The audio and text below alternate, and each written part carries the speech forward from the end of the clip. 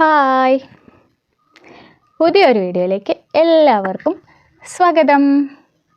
ആ ഈ ഊ ഇങ്ങനൊരു പാട്ട് ആരെങ്കിലും കേട്ടിട്ടുണ്ടോ? ഉണ്ടാവില്ല അല്ലേ? പകരം നിങ്ങൾ ആ ഏ ഓ അങ്ങനെ കേട്ടിട്ടുണ്ടാവും അല്ലേ? ഇപ്പം നിങ്ങൾ വിചാരിക്കും ഇന്നെന്താ ഒരു പാട്ടൊക്കെ, ഇന്ന് പാട്ടാണോ പഠിപ്പിക്കാൻ പോകുന്നതെന്ന്. എവിടെ, ഈ പാട്ട് പാടാൻ അറിയാത്ത ഞാൻ നിങ്ങളെ പാട്ട് പഠിപ്പിക്കാൻ പറ്റുമോ? ഇല്ല. അപ്പോൾ ഇന്നത്തെ ക്ലാസ് എന്ന് പറയുന്നത് നമ്മുടെ കഴിഞ്ഞ ക്ലാസ്സിൻ്റെ തുടർച്ച തന്നെയാണ്. കഴിഞ്ഞ ക്ലാസ്സിൽ നമ്മൾ സ്വരാക്ഷരങ്ങളും അതിൻ്റെ ചിഹ്നങ്ങളും പഠിച്ചിരുന്നു. എന്നാൽ ഇന്ന് അതിൻ്റെ തുടർച്ചയായിട്ട് നമ്മുടെ ചിഹ്നങ്ങൾ ഉപയോഗിച്ചുകൊണ്ട് ഓരോ അക്ഷരങ്ങളും എങ്ങനെ എഴുതാം, അല്ലെങ്കിൽ ഓരോ അക്ഷരങ്ങളുടെ കൂടെ ഈ ചിഹ്നങ്ങൾ വരുന്ന സമയത്ത് അതെങ്ങനെ വായിക്കാം തുടങ്ങിയ കാര്യങ്ങളാണ് ഇന്ന് ചർച്ച ചെയ്യാൻ പോകുന്നത്. അപ്പോൾ എല്ലാവരും റെഡിയാണല്ലോ അല്ലേ? കഴിഞ്ഞിട്ടുള്ള ക്ലാസ്സുകളൊക്കെ നിങ്ങൾക്ക് യൂസ്ഫുൾ ആണെന്ന് വിചാരിക്കുന്നു. അപ്പം അതേപോലെ തന്നെ തുടർന്നുള്ള ക്ലാസ്സുകളും നിങ്ങൾക്ക് വളരെ ഉപകാരപ്പെടുന്ന രീതിയിൽ തന്നെ നമുക്ക് മുന്നോട്ട് കൊണ്ടുപോകാൻ കഴിയണമെങ്കിൽ നിങ്ങളുടെ ഓരോരുത്തരുടെയും സപ്പോർട്ട് നമുക്ക് ആവശ്യമുണ്ട്. അപ്പോൾ അതിനായിട്ട് നമ്മുടെ ചാനൽ ഇതുവരെ സബ്സ്ക്രൈബ് ചെയ്തിട്ടില്ലെങ്കിൽ ഒന്ന് സബ്സ്ക്രൈബ് ചെയ്യുകയും തൊട്ടടുത്തുള്ള ബെൽ ബട്ടൺ എനേബിൾ ചെയ്യുകയും ചെയ്യണേ. അങ്ങനെയാണെങ്കിൽ ഞാൻ അപ്ലോഡ് ചെയ്യുന്ന വീഡിയോസൊക്കെ അപ്പോൾ തന്നെ നിങ്ങൾക്ക് നോട്ടിഫിക്കേഷനായിട്ട് വരുന്നതായിരിക്കും. അതുപോലെ തന്നെ നിങ്ങളുടെ വിലയേറിയ സജഷൻസ് കമൻസ് ആയിട്ട് അറിയിക്കാൻ ആരും വിട്ടുപോകരുത് കേട്ടോ. അപ്പോൾ നമുക്ക് വൈകാതെ തന്നെ വീഡിയോയിലേക്ക് പോയേക്കാം അല്ലേ? എല്ലാവരും റെഡിയാണല്ലോ അല്ലേ? അപ്പോൾ നമ്മൾ ഒട്ടും വൈകുന്നില്ല. ഇവിടെ കുറഞ്ഞ സ്വരാക്ഷരങ്ങളെ കൊടുത്തിട്ടുള്ളൂ. അപ്പോൾ നിങ്ങൾ വിചാരിക്കും ഇതിൻ്റെ ബാക്കി എവിടെ പോയിന്ന്. എല്ലാം കൂടി ഒരുമിച്ചാകുന്ന സമയത്ത് നമ്മുടെ വീഡിയോ ഒരുപാട് ലെങ്തി ആയി പോകും. നിങ്ങൾക്കും കൺഫ്യൂഷൻ ആയിരിക്കും, പറഞ്ഞു തരുന്ന ഞങ്ങൾക്കും. ഇത് എഴുതി കാണിച്ച് നിങ്ങൾക്ക് മുമ്പിൽ പ്രസൻറ്റ് ചെയ്യുന്നതിനുള്ള പരിമിതികൾ ഉള്ളത് കൊണ്ടാണ് നമ്മൾ 2 സെഷൻ ആക്കാമെന്ന് വിചാരിച്ചത്.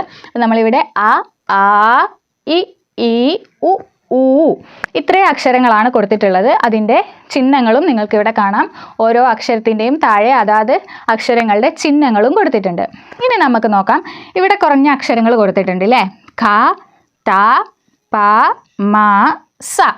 ഈ ഓരോ അക്ഷരങ്ങളിലും ഓരോ സാഹചര്യങ്ങളിൽ നമ്മൾ ഏതൊക്കെ ചിഹ്നങ്ങൾ യൂസ് ചെയ്യണം, അല്ലെങ്കിൽ ഏത് ചിഹ്നം യൂസ് ചെയ്താൽ ഇങ്ങനെ വായിക്കും എന്നുള്ളതൊക്കെ ഇപ്പോൾ പറഞ്ഞുതരാം.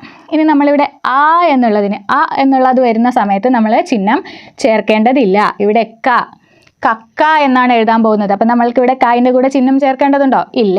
പകരം ഇവിടെ കാക്ക എന്നാണെങ്കിൽ എന്ത് ചേർക്കണം? ആ എന്നുള്ളതിൻ്റെ ചിഹ്നം ചേർക്കണം അല്ലേ?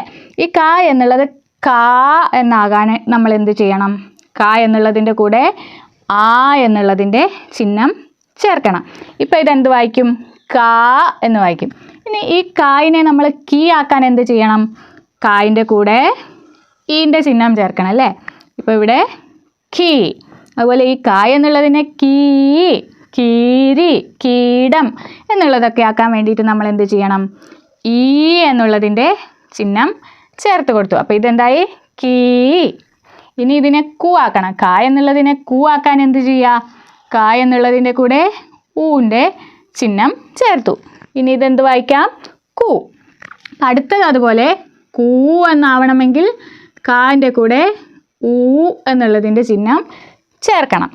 ഇപ്പം ക്ലിയർ ആയില്ലേ? ഇവിടെ നമ്മൾ ആ ഈ ഊ എന്ന് വായിച്ചു അല്ലേ? അതുപോലെ ഇവിടെ നമുക്ക് എന്ത് വായിക്കാം? കാ കീ കൂ. റെഡി അല്ലേ? ക കാ കി കീ കു കൂ. ക്ലിയർ ആയി എന്ന് വിചാരിക്കുന്നു. അതേപോലെ നമ്മൾ വേറൊരക്ഷരം കൂടി ചെയ്ത് നോക്കാം.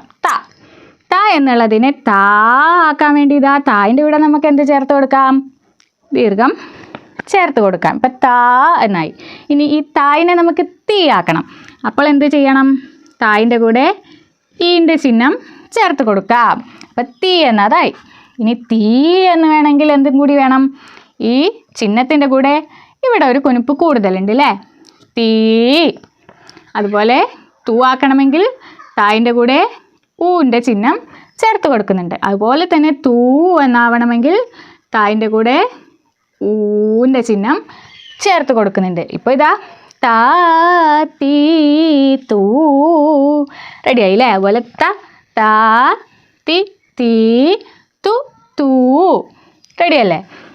അതുപോലെ നമ്മൾ അടുത്ത അക്ഷരം നോക്കുന്നു. പായിനെ പായാക്കാൻ വേണ്ടി ഇതാ പാ പി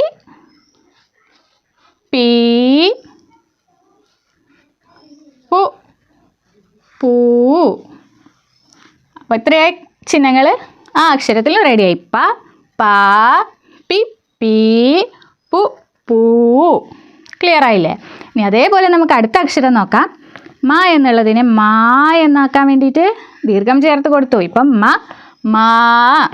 ഇനി നമുക്ക് മീ ആക്കണം. മാൻ്റെ കൂടെ ഈൻ്റെ ചിഹ്നം ചേർത്തു, മീ. ഇനി മീ എന്നാക്കണമെങ്കിൽ ഈ എന്നുള്ളതിൻ്റെ ചിഹ്നം, മീ. ഇനി മൂ. മൂ. മൂ. ക്ലിയർ അല്ലേ? അതുപോലെ തന്നെ ഇതാ അടുത്ത അക്ഷരം സ എന്നുള്ളതിനെ സാ എന്നാക്കാൻ ഇതാ സാ. ഇനി സി. സു.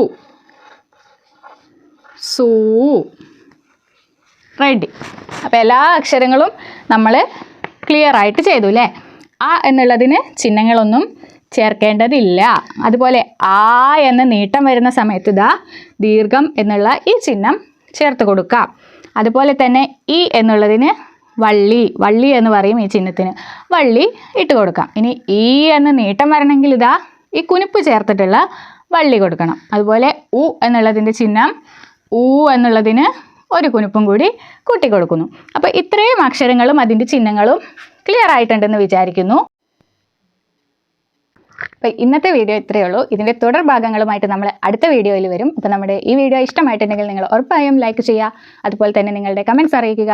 പുതിയ വീഡിയോയ്ക്കായി നമ്മുടെ ചാനൽ ഒന്ന് സബ്സ്ക്രൈബ് ചെയ്തേക്കുക. അടുത്ത വീഡിയോയുമായിട്ട് വരാം. അതുവരേക്കും ബൈ.